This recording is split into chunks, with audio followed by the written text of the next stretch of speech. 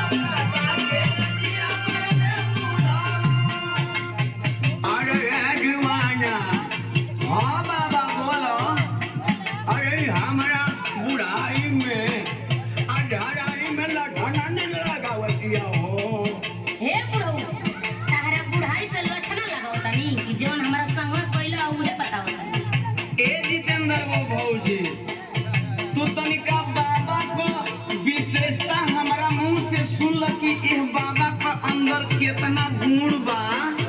अच्छा तो सुनावा। वैसे तहरा बाबा की विशेषता के बारे में हम जानत नहीं, लेकिन तू सुनाइए ना। अच्छा तो ये भौजी अब तू हमरा बाबा को विशेषता सुनो कि हमार बाबा में कौन कौन गुण भरल बा।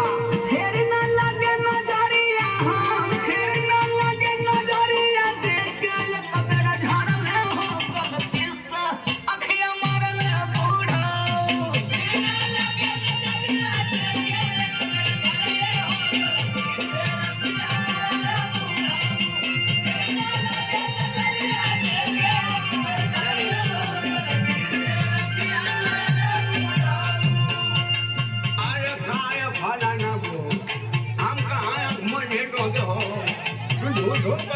लगा के हमार को आइया सोखाई फूल बिगाड़ा डाल साथ साथ में बूढ़ होई वो बिगाड़ा डालू का हो। अरे चुप रह बुढ़ऊ। एक तो चोरी भी है ऊपर से सीना चोरी। कैसे